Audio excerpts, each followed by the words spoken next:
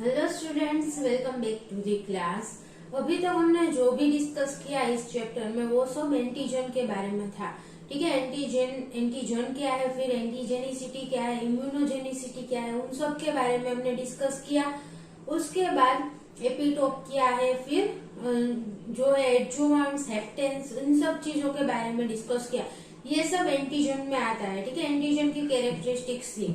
Now we are going to discuss about the second most important topic of this chapter. That is the antibodies. Okay, अभी हम antibodies के बारे में discuss करना start करेंगे from now. Okay, so antibodies क्या है? सबसे पहले हमने बहुत बार एंटीबॉडीज डिस्कस कर ही लिया है ऑलरेडी कि ऐसे मॉलिक्यूल्स के जो एंटीजन को साथ बाइंड करते हैं उसे क्या कहते हैं? Antibodies. Okay, that are present on the membrane of B cell. B cell की मेम्ब्रेन पर प्रेजेंट है या फिर सीरम में फ्री फॉर्म में भी प्रेजेंट होते हैं। ठीक है, so antigen binding proteins present on the B cell membrane and secreted by the plasma cells. Okay, antibodies क्या है? They are the antigen binding protein. Antigen के साथ बाइंड कर सकता है ऐसा प्रोटीन है। ठीक है, and present on the B cell membrane, B cell की मेम्ब्रेन पर प्रेजेंट होगा। और जो भी प्लाज्मा में एंटीबॉडीज फ्री फॉर्म में प्रेजेंट है वो किसके द्वारा सिक्रेटेड है? Secreted by the plasma cells. Okay, activated B cells. B cell का जब भी एक्टिवेशन होता है दो टाइप के सेल्स बनते हैं, plasma cells, memory cells. Okay, so B cell membrane पर प्रेजेंट हो गए antibodies and they are secreted by the plasma cells. Plasma cells का मेन काम क्या है? एंटीबॉडीज सिक्रेट करना। ठीक है, सो एंटीजन क्या है? बेसिकली समझ में आ गया, they are basically antigen binding proteins. Okay, all antibodies share the structural features. अभी सारे के सारे जो एंटीबॉडीज हमारे ब्लड में प्रेजेंट है या फिर हमारे बॉडी में प्रेजेंट है, they all share structural features. ठीक है, सभी के स्ट्रक्चर है उसमें सिमिलैरिटीज देखने को मिलती है। अलग अलग एंटीजन के अगेंस्ट के जो भी एंटीबॉडीज हमारे बॉडी में सारे प्रेजेंट है उन सब में स्ट्रक्चरल सिमिलैरिटी देखने को मिलती है। They all bind to the antigen. सभी का फंक्शन क्या है? एंटीजन के साथ बाइंड करता है। ठीक है, and participate into the limited number of effector functions. Antibodies का फंक्शन है वो लिमिटेड है। ठीक है, बहुत सारे फंक्शंस में पार्टिसिपेट नहीं करता, उसके कुछ ही फंक्शन है। जो मोस्ट इम्पोर्टेंट फंक्शन है वो क्या है? एंटीजन का रिमूवल। ठीक है, सो सभी एंटीजन में सिमिलैरिटीज देखने को, सभी एंटीबॉडीज में सिमिलैरिटीज देखने को मिलेगी। ठीक है, बॉडी में जो भी प्रेजेंट है एंटीबॉडीज उन सब स्ट्रक्चरल सिमिलैरिटी होगी, सब एंटीजन के साथ बाइंड करेंगे and they all participate in similar type of the functions. Now heterogeneous antibodies ये क्या है? अभी देखिए, कोई भी एंटीजन हमारे बॉडी में एंटर किया तो उसकी सरफेस पर more than one epitopes present हो गए, बहुत सारे एपिटोप्स प्रेजेंट हो गए। ठीक है, हमने कैरियर हेप्टेन कॉन्जुगेट में भी डिस्कस किया था कि कैरियर की सरफेस पर बहुत सारे टाइप के एपिटोप्स प्रेजेंट थे। ठीक है, सो अगर कोई एंटीजन हमारे बॉडी में एंटर करता है तो उसकी सरफेस पर भी बहुत सारे एपिटोप्स प्रेजेंट होंगे। क्लियर?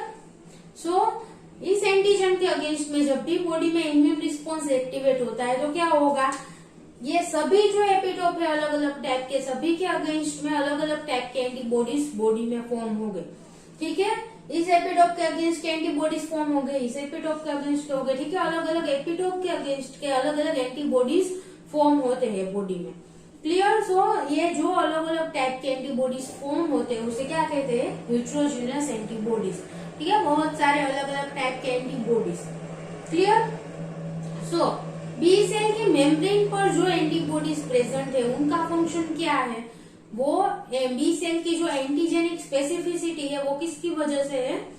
ये एंटीबॉडीज की वजह से। ठीक है, क्योंकि बी सेल है वो एंटीबॉडीज की वजह से ही एंटीजन को रिकॉग्नाइज कर पाता है कि ये सेल्फ एंटीजन है, फॉरेन एंटीजन है। ठीक है, सो बी सेल की मेम्ब्रेन पर जो भी एंटीबॉडीज प्रेजेंट है उनका फंक्शन क्या है? Antigenic specificity.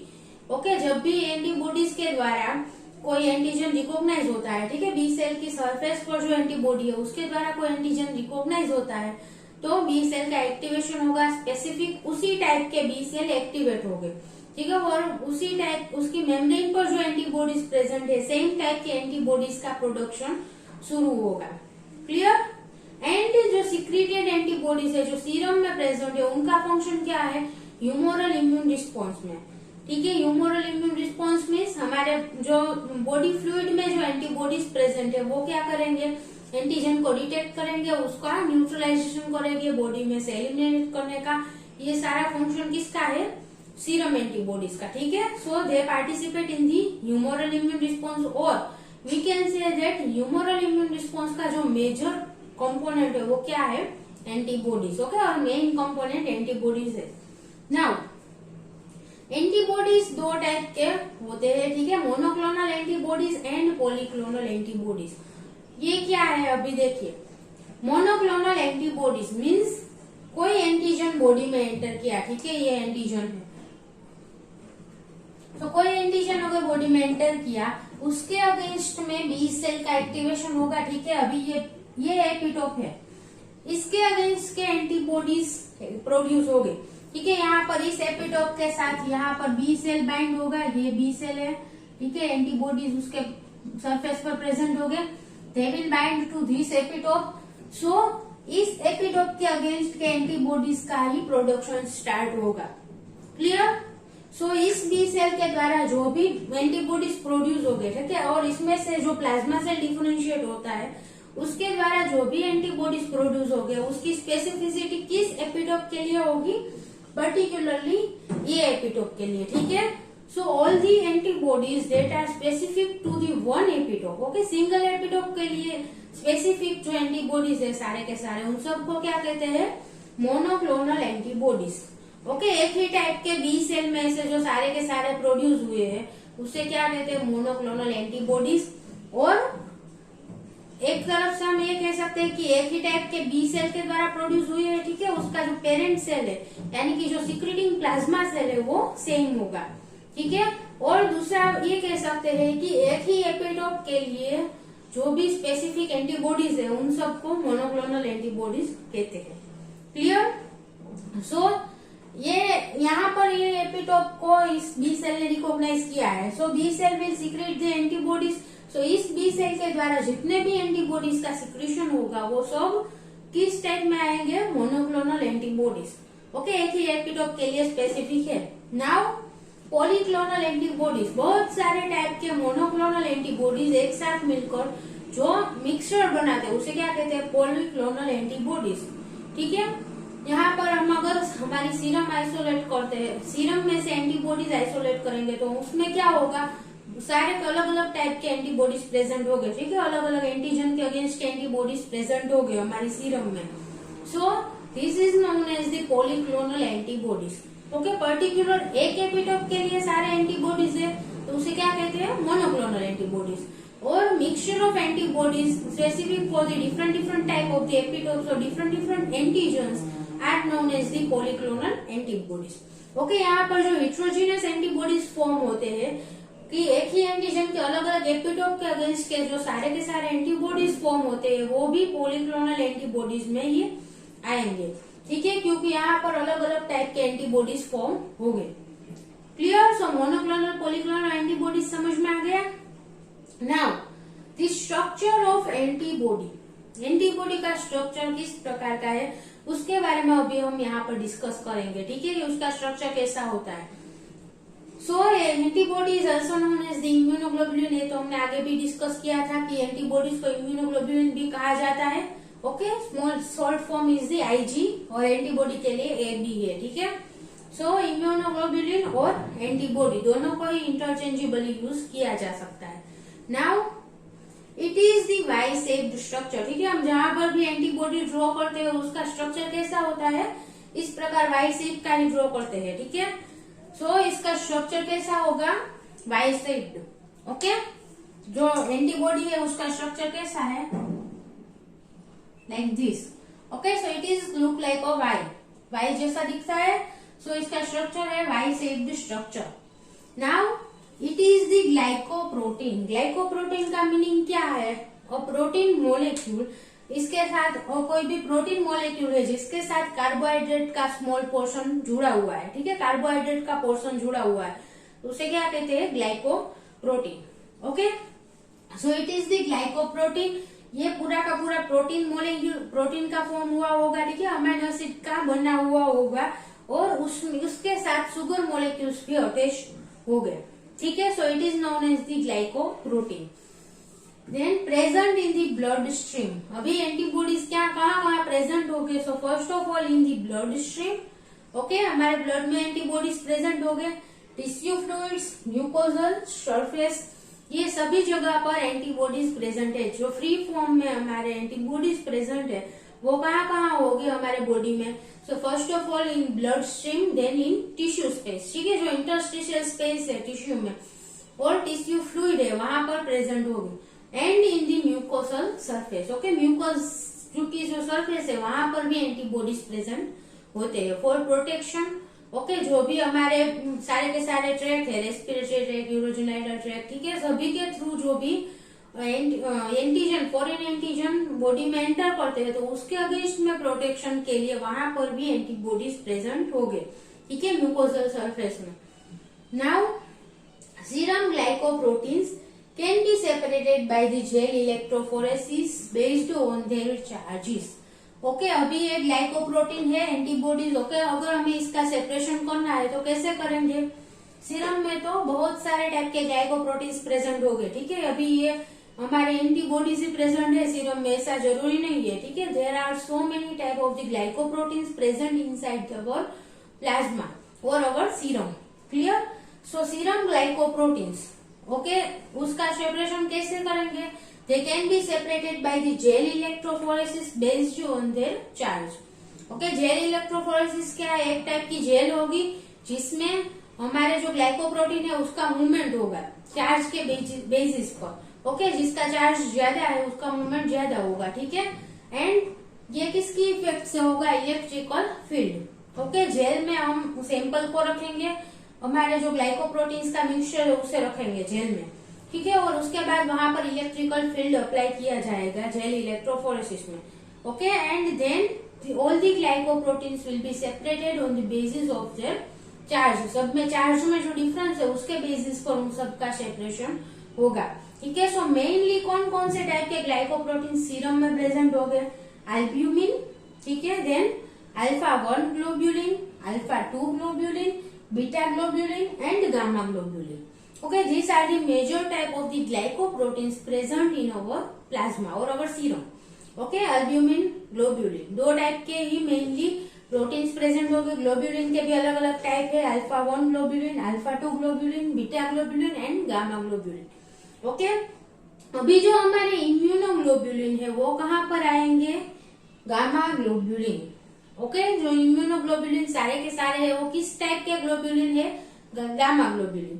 Okay, so they will give a wide band in the electrophoresis, उसका कंसंट्रेशन है वो सीरम में ज्यादा होगा as compare to other glycoproteins. Okay, so उसका बैंड कैसा आएगा? वाइड। इलेक्ट्रोफोरेसिस जब भी हम रन करेंगे तो इसका बैंड है वो वाइड मिलता है because of the high concentration of the immunoglobulins in the serum. Okay, so immunoglobulins are included in the gamma globulin. अभी इम्यूनोग्लोब्यूलिन के भी अलग अलग टाइप्स है, like IgG, IgA, IgM, IgD, okay, and एक और टाइप है IgE। सो ये सभी क्या है? इम्यूनोग्लोब्यूलिन के टाइप्स है अलग अलग, और they are differ from each other in molecular size. इन सब में डिफरेंस क्या होगा? मोलिकुलर साइज में डिफरेंस होगा। देन स्ट्रक्चर, सबका जो स्ट्रक्चर है उसमें कुछ कुछ डिफरेंस आएगा, ठीक है। Then charge, amino acid composition, कौन कौन से अमाइनो एसिड से फॉर्म होता है उसमें भी डिफरेंस आएगा। एंड कार्बोहाइड्रेट कंटेंट, ठीक है, यहाँ पर ग्लाइकोप्रोटीन है सो प्रोटीन प्रेजेंट है एंड प्लस कार्बोहाइड्रेट भी प्रेजेंट होगा, सो कार्बोहाइड्रेट के कंटेंट में भी डिफरेंस होगा, ठीक है। प्रोटीन में जो अमाइनो एसिड सीक्वेंस है उसमें भी डिफरेंस होगा, और कार्बोहाइड्रेट का कंटेंट है, कार्बोहाइड्रेट में जो शुगर मॉलिक्यूल है उसमें भी डिफरेंस देखने को मिलता है, ठीक है।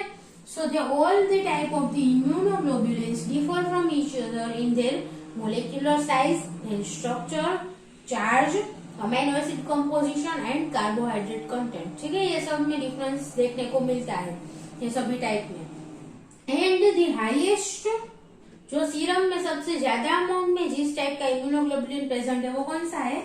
IgG. Okay, major class of the immunoglobulin that is present in the serum is the IgG. Clear? So इतना बेसिक समझ में आया इम्यूनोग्लोब्यूलिन के स्ट्रक्चर के बारे में। सबसे पहले उसका स्ट्रक्चर वाई शेप का होगा, वो ग्लाइकोप्रोटीन है।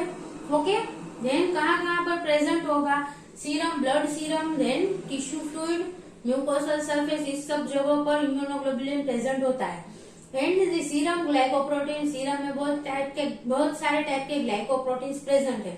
उसमें से जो हमारा इम्यूनोग्लोबुलिन है वो किस टाइप का है, gamma globulin. Okay, now gamma globulin, then immunoglobulin के भी अलग अलग टाइप्स है, like IgG, IgA, IgM, IgD, ये सभी टाइप है वो अलग अलग है। ठीक है, उन सब में स्ट्रक्चरल डिफरेंसेस होगा, देन मोलेकुलर साइज में डिफरेंस होगा, चार्ज में डिफरेंस होगा, amino acid composition, carbohydrate composition, सब में डिफरेंस देखने को मिलता है। Okay, and major class of the immunoglobulin present in the serum is the IgG. Clear this much? Now we will discuss in detail about the structure of antibody. ठीक है, so first of all antibody is a bivalent antibodies. ठीक है, जो सारे के सारे antibodies हमारे serum में प्रेजेंट होते हैं वो कैसे है, बाइवेलेंट। ठीक है, बाइवेलेंट का मीनिंग क्या है, it has the two antigen binding site. ठीक है, यहाँ पर ये वाई शेप में ये जो दो ऊपर के है वो क्या है, antigen binding sites. Okay, so it has two antigen binding site, और we can say that antigen के साथ वो ये एंटीबॉडी दो जगह पर बाइंड हो सकता है, या फिर दो अलग अलग एंटीजन के साथ भी बाइंड कर सकता है। ठीक है, एट अ टाइम।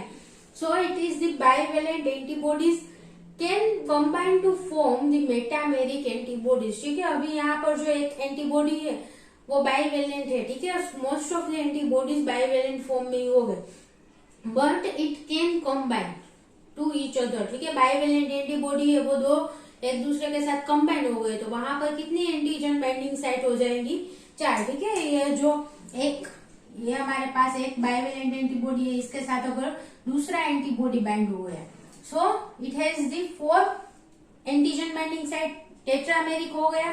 ठीक है, then it can also combine with the more than 2 antibodies. ठीक है, more than 2 antibodies can also combine with each other, maximum up to 10 combining sites form हो सकती है। ठीक है, इसका मीनिंग क्या है, 5 एंटीबॉडीज एक दूसरे के साथ बाइंड करके पूरा का पूरा कॉम्प्लेक्स बना सकते हैं। ठीक है, एंड उसके पास कितनी एंटीजन बाइंडिंग साइट होगी, 10। ठीक है, अगर 5 हम एंटीबॉडीज ले तो उसमें एंटीजन बाइंडिंग साइट कितनी है, 10।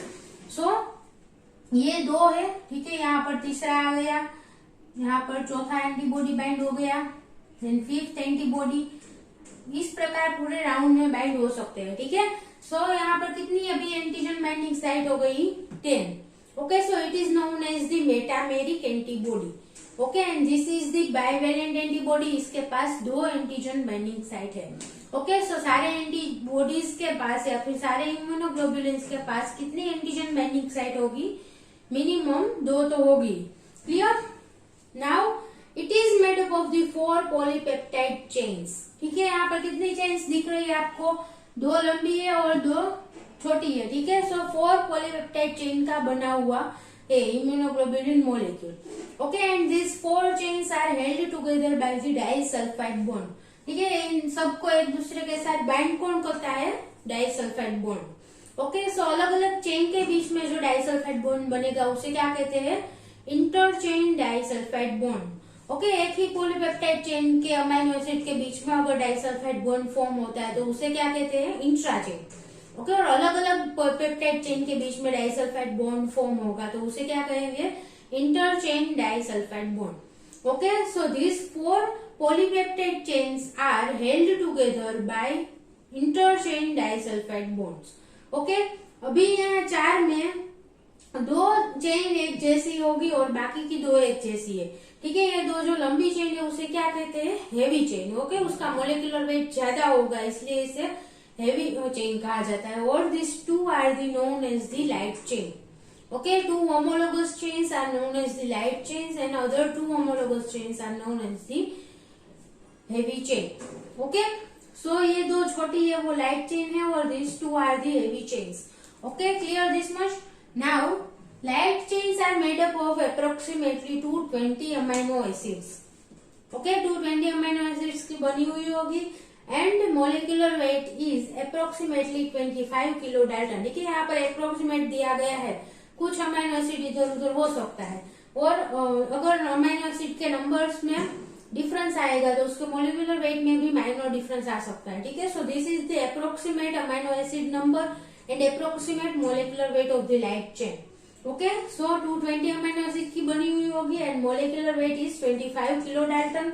Heavy chains are made up of the 40 amino acids and molecular weight is approximately 50 to 70 kilo dalton. Okay, इतना मोलिकुलर वेट होगा किसका, हेवी चेन का। Clear. Now the difference in each immunoglobulin class. अभी immunoglobulin के अलग अलग types है, हमने आगे डिस्कस किया IgG, IgA, IgM, IgD. Okay, so ये सभी जो इम्यूनोग्लोबुलिन की क्लास है वो कहाँ पर डिफरेंस आएगा, उसमें हेवी चेन में, ठीक है। सभी में हेवी चेन अलग अलग टाइप की प्रेजेंट होगी और उसके बेसिस पर ही उसके टाइप्स दिए गए हैं। वो हम आगे जब इम्यूनोग्लोबुलिन टाइप्स के बारे में डिटेल में डिस्कस करेंगे तब आपको पता चलेगा, ठीक है। सो हियर इम्यूनोग्लोबुलिन के जो सभी सब क्लास है वो किसके बेसिस पर है, हेवी चेन के बेसिस पर। ओके, सो सभी इम्यूनोग्लोबुलिन के सब टाइप्स में हेवी चेन अलग अलग होगी। Okay, now there are mainly 2 fragments in the antigen, sorry antibody. Okay, antibody में मेनली 2 फ्रेगमेंट है, FC fragment and antigen binding fragment. Okay, so FC fragment का मीनिंग क्या है, crystallizable fragment, and second is the FAB, okay, antigen binding fragment. So this fragment is known as the FAB. Okay, antigen binding fragment, क्योंकि ये fragment है वो antigen binding में help करता है और इस फ्रेगमेंट के थ्रू ये एंटीजन के साथ बाइंडिंग होगा, ठीक है। This is also known as the antigen binding fragment. So किसी भी एंटीबॉडी में मिनिमम 2 फ्रेगमेंट एंटीजन बाइंडिंग हो गए, ठीक है। एफएबी फेब फ्रेगमेंट 2 हो गए and FC fragment, this last portion is known as the FC portion. Okay, so FC region and FAB, crystallizable fragment and antigen binding fragment. Okay, antigen binding fragment का काम क्या है, वो antigen के साथ bind करेगा, ठीक है। यहाँ पर एंटीजन बाइंड होता है एफएबी के साथ। Okay, and FC region can bind with the cell surface. अगर बी सेल की सरफेस पर एंटीबॉडीज प्रेजेंट है तो वो एंटीबॉडीज सरफेस पर किस पोर्शन के थ्रू बाइंड हो गए, एफसी रीजन के थ्रू, ठीक है। यहाँ पर सेल सरफेस के साथ ही एंटीबॉडी एफसी पोर्शन के थ्रू बाइंड कर सकता है। और अगर किसी सेल की मेम्ब्रेन पर एंटीबॉडीज रिसेप्टर है तो वो भी मेनली एफसी रीजन के लिए ही होगा, ठीक है। एफसी रीजन भी वहां पर बाइंड करेगा टू एंटीबॉडीज रिसेप्टर, और बी सेल की सरफेस पर एंटीबॉडीज प्रेजेंट हो गए तो वो भी एफसी पोर्शन के थ्रू ही वहां बाइंड हो गए। क्लियर। सो एंटीबॉडी में मेनली 2 फ्रेगमेंट है, FAB and FC. Okay, FAB fragment 2 हो गए एंड एफसी फ्रेगमेंट 1 होगा। Clear. Now constant and variable reason, अभी अलग अलग रीजन प्रेजेंट होगी एंटीबॉडीज में based on that sequence. Okay, ये क्या है, इसका फंक्शन के थ्रू है कि ये दोनों पोर्शन का काम एंटीजन के साथ बाइंड करना है। So it is known as the FAB and this is the crystallizable fragment. Okay, so now there is also 2 regions on the antibody known as the constant region and variable region. Okay, antibody के structure में कुछ ऐसा reason होगा जहां पर बहुत सारी variability देखने को मिलेगी, ठीक है। अगर हम 2 एंटीबॉडीज ले लें तो उसके जो पोर्शन है जिसमें हाईली वेरिएबल सीक्वेंसेस देखने को मिलती है, ओके, दोनों में वेरिएशन ज्यादा देखने को मिलेगा जिस भी रीजन में, उसे क्या कहते हैं, variable region. Okay, and constant reason यानी कि जो भी पोर्शन एंटीबॉडी का कांस्टेंट रहता है। अगर हम आईजीजी टाइप के इम्यूनोग्लोबुलिन ले लें तो सभी आईजीजी टाइप के इम्यूनोग्लोबुलिन में सेम टाइप की सीक्वेंस होगी तो उसे क्या कहते हैं, constant region.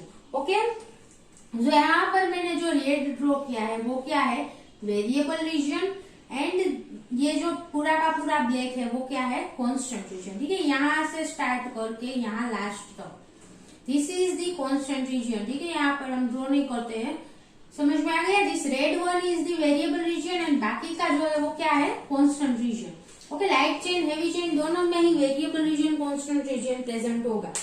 Clear. So this is the variable region and this is the constant region. Variable region क्या है, उसमें अमीनो एसिड सीक्वेंस में ज्यादा वेरिएशन देखने को मिलता है, एंड कांस्टेंट रीजन है वो एक टाइप का अगर इम्यूनोग्लोबुलिन ले ले तो सभी में सेम होगा, ठीक है। अलग अलग एंटीजन के लिए भले ही हो एंटीबॉडीज पर उसमें सेम होगा। ओके, फॉर एग्जांपल अगर हम IgG, ओके, इस टाइप के इम्यूनोग्लोबुलिन किसी एक ऑर्गेनिज्म में से आइसोलेट करते हैं, ठीक है। अगर ह्यूमन प्लाज्मा में से हमने IgG आइसोलेट किया, ओके, सो ऑल दी IgG के जो सारे के सारे IgG के कांस्टेंट रीजन है वो क्या हो गए, सेम। ओके, सो IgG लिया तो इसका कांस्टेंट रीजन सेम होगा सभी एंटीबॉडीज में, जितने भी IgG टाइप के एंटीबॉडीज है सब में कांस्टेंट रीजन की सीक्वेंस सेम होगी। ओके, अभी वेरिएबल रीजन किस पर डिपेंड करता है, एंटीजन पर, ठीक है। किस एंटीजन के अगेंस्ट का एंटीबॉडी है उसके बेसिस पर वेरिएबल रीजन की सीक्वेंस होगी, ठीक है। सो वेरिएबल रीजन में हाईली वेरिएशन देखने को मिलता है। IgG अगर एंटीजन ए के लिए है, ओके, ए एंटीजन के लिए और बी एंटीजन के अगेंस्ट का IgG है, बी एंटीजन के अगेंस्ट का IgG है, तो इन दोनों में कहाँ वेरिएशन देखने को मिलेगा, सिर्फ वेरिएबल रीजन में। ओके, बाकी का जो कांस्टेंट रीजन है वो ए एंटीजन और बी एंटीजन के अगेंस्ट के जो भी एंटीबॉडीज है उसमें सेम होगा, ठीक है। सिर्फ वेरिएबल रीजन में ही वेरिएशन देखने को मिलता है। Okay, and this portion of antibody is also known as the antigen binding site,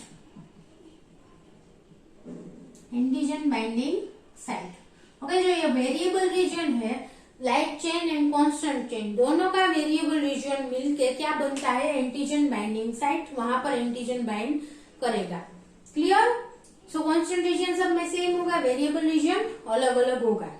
okay, one more thing, अभी हम देखें कि FAB फ्रेगमेंट किसका बना हुआ होगा। सो लाइट चेन का जो FAB फ्रेगमेंट है उसमें क्या होगा, वेरिएबल रीजन भी होगा एंड कांस्टेंट रीजन भी होगा, ठीक है। सो FAB फ्रेगमेंट में वेरिएबल रीजन भी देखने को मिलता है और कांस्टेंट रीजन भी मिलेगा। FC fragment is made up of only constant regions, ठीक है। यहाँ पर सिर्फ देखिए FC रीजन में सिर्फ ये जो ब्लैक हुई है इसका मीनिंग क्या है, ये कांस्टेंट रीजन है। ओके, सो FC फ्रेगमेंट में कांस्टेंट रीजन ही होगा। FAB फ्रेगमेंट है उसमें वेरिएबल रीजन भी देखने को मिलेगा एंड कांस्टेंट रीजन, दोनों ही टाइप के रीजन प्रेजेंट होंगे FAB में। क्लियर? नाउ अच्छा, कांस्टेंट रीजन, अभी जो लाइट चेन का कांस्टेंट रीजन है उसे क्या कहते हैं, CL। Okay, light chain constant region CL, heavy chain constant region CH। उसी तरह से variable region of light chain is known as the VL and variable region of the heavy chain is known as the VH। Okay, so यहाँ पर देखिए ये light chain है, इसका ये वेरिएबल रीजन है, so this is the VL and this is the VH, sorry this is the CL। Okay, constant region of light chain CL। उसी तरह से यहाँ पर क्या है, हेवी चेन का वेरिएबल रीजन है ये रेड वन ऊपर का, ठीक है। So it is known as the VH and बाकी का जो ब्लैक पोर्शन है वो क्या है, constant region of heavy chain, so it is known as the CH। Okay, now अभी देखिए ये जो constant region variable region antibody का पूरा स्ट्रक्चर है, उसमें कुछ अमाइनो एसिड के अलग अलग क्लासेस देखने को मिलते हैं, ठीक है। It is known as the domain, अलग अलग यूनिट देखने को मिलते हैं, about approximately 100 to 110 amino acid. Okay, इतने अमाइनो एसिड के अलग अलग यूनिट्स देखने को मिलते हैं, उसे क्या कहते हैं, डोमेन। ओके, हम अगर उसका स्ट्रक्चर देखें ओरिजिनल फॉर्म में तो उसमें अलग अलग डोमेन देखने को मिलेंगे। क्लियर? जो अलग अलग यहाँ पर यूनिट देखने को मिलते हैं उसे क्या कहते हैं, domains. Okay, and they will disulfide bond if form the loop of about 60 amino acids in each domain. Okay, अभी ये देखिए यहाँ पर मैंने डोमेन दिखाए हैं, these are the domains अलग अलग, ठीक है। यहाँ से डोमेन अलग अलग पढ़ते हैं, 1 domain, 2 domain, 3rd domain, 4th domain. Okay, so heavy chain, light chain, सभी चेन में डोमेन देखने को मिलेंगे। कितने अमाइनो एसिड सीक्वेंस के हो गए, approximately 100 amino acid. Okay, 100 to 110 amino acid, इतने अलग अलग यूनिट देखने को मिलेंगे, उसे क्या कहते हैं, domain. Okay, now the disulphide bond forms a loop of about 60 amino acid. अभी सभी डोमेन में क्या होगा, डाइसल्फाइड बॉन्ड फॉर्म होगा, ठीक है। This disulphide bond is known as the intra chain disulphide bond because ये जो पेप्टाइड चेन है वो एक ही पेप्टाइड चेन के अमीनो एसिड्स के बीच में सल्फाइड बॉन्ड फॉर्म होगा, ठीक है। यहाँ पर कहाँ डाइसल्फाइड बॉन्ड फॉर्म होता है, यहाँ पर देखिए, this is the disulphide bond, okay. ये दो लूप जहां फॉर्म हुआ है वहां पर, यहाँ पर, ओके। मैं सिर्फ यहाँ पर लाइन ऑन कर देते हैं कि ये डाइसल्फाइड बॉन्ड है, ठीक है। यहाँ सभी जगह पर डाइसल्फाइड बॉन्ड देखने को मिलेगा, ओके। सो सभी डोमेन में एक लूप फॉर्म होता है, ओके। लूप जैसा स्ट्रक्चर फॉर्म हुआ है, सो सभी डोमेन में एक लूप फॉर्म होगा at about the 60 amino acid, ठीक है। ये जो लूप है वो अबाउट 60 अमीनो एसिड का होगा। एंड ये लूप किसकी वजह से फॉर्म होगा, due to the disulphide bond, ठीक है। ये जो कॉर्नर के अमीनो एसिड है दोनों, इसके बीच में डाइसल्फाइड बॉन्ड फॉर्म होगा, ठीक है। ये इस तरह का लूप फॉर्म हुआ है, यहाँ पर जो कॉर्नर के दो अमीनो एसिड है उन दोनों के बीच में यहाँ पर डाइसल्फाइड बॉन्ड फॉर्म होता है, उसकी वजह से जो बाकी का पोर्शन है उसका लूप फॉर्म हो जाएगा, okay. So this type of the disulphide bond is known as the intrachain disulphide bond. सभी डोमेन में एक इंट्राचेन डाइसल्फाइड बॉन्ड प्रेजेंट होगा और उसकी वजह से लूप फॉर्म होता है, okay. Now okay, intrachain disulphide bond and interchain disulphide bond कहाँ पर प्रेजेंट होगा, देखिए। ये दोनों जो हेवी चेन लाइट चेन है उन दोनों के बीच में भी डाइसल्फाइड बॉन्ड प्रेजेंट होता है, ठीक है। यहाँ पर लाइट चेन हेवी चेन के बीच में होगा, लाइट चेन हेवी चेन के बीच में डाइसल्फाइड बॉन्ड प्रेजेंट होगा। देन यहाँ दो हेवी चेन के बीच में भी यहाँ पर डाइसल्फाइड बॉन्ड्स प्रेजेंट हो गए, क्लियर। सो ये डैश डैश जैसा मैंने दिखाया वो क्या है, disulphide bond, okay. Heavy chain light, दो हेवी चेन के बीच में भी डाइसल्फाइड बॉन्ड होगा और हेवी चेन लाइट चेन के बीच में भी डाइसल्फाइड बॉन्ड प्रेजेंट होगा। ये सभी क्या है, इंटरचेन डाइसल्फाइड बॉन्ड। एंड जो ये एक जो पूरी की पूरी peptide chain, single peptide chain के अमीनो एसिड के बीच में फॉर्म होता है, उसे क्या कहते हैं, इंट्राचेन डाइसल्फाइड बॉन्ड, वो भी प्रेजेंट होगा इसमें, ओके। और सभी डोमेन में एक इंट्राचेन डाइसल्फाइड बॉन्ड प्रेजेंट होता है, उसकी वजह से एक लूप फॉर्म होगा, clear. So light chain, okay. अच्छा, अभी ये जो डोमेन है अलग अलग, उसे क्या कहते हैं, कांस्टेंट रीजन में जो भी डोमेन प्रेजेंट है उसे क्या कहेंगे, constant domain. And variable reason का जो डोमेन है उसे क्या कहते हैं, वेरिएबल डोमेन, ओके। अभी लाइट चेन में कितने डोमेन प्रेजेंट हो गए, सिर्फ दो, ओके। एक वेरिएबल डोमेन है एंड एक कांस्टेंट डोमेन है, ठीक है। So light chain is made up of the two domain, variable domain and constant domain, okay. And heavy chain is made up of the single variable domain, okay. एक variable domain इसमें present होगा, variable domain दोनों में एक ही है, okay. And constant domain 3 या 4 हो गए, ठीक है। 3 और 4 constant domains are present in the heavy chain, okay. Heavy chain में 3 या 4 कांस्टेंट डोमेन देखने को मिलते हैं, उसका नाम किस तरह से दिया गया होगा, CH1, then second is the CH2, this is the CH3, okay. अगर चौथा प्रेजेंट होगा तो CH4। कुछ इम्यूनोग्लोबुलिन में CH4 प्रेजेंट होता है, कुछ में नहीं होता है, okay. So some heavy chains are made up of the 3 constant domains or some heavy chains are made up of the 4 constant domains, okay. Single variable domain and multiple constant domain in heavy chain and one constant domain in the light chain, okay. अभी हम कह रहे हैं कि antigen binding site किसके through form होती है, so variable domain of the heavy chain and variable domain of the light chain, दोनों के कॉम्बिनेशन से क्या फॉर्म होगा, एंटीजन बाइंडिंग साइट, ठीक है। This is the variable domain of heavy chain, variable domain of light chain, okay. ये दोनों मिलकर क्या बनाते हैं, antigen binding site, okay. This is the constant domain of light chain, ये एक ही तो कांस्टेंट डोमेन प्रेजेंट होगा लाइट चेन में। This is the CH1, CH2, CH3, okay. अलग अलग डोमेन प्रेजेंट हो गए, क्लियर दिस मच। अभी यहाँ पर एक टर्मिनोलॉजी है known as the hinge region, okay. Antibody में एक रीजन प्रेजेंट होगा यहाँ पर बीच में, ठीक है, FAB एंड FC, इसके बीच में यहाँ पर एक रीजन प्रेजेंट होगा, उसे क्या कहते हैं, हिंज रीजन, ओके। तो यहाँ पर बीच का जो रीजन है उसे क्या कहेंगे, हिंज रीजन।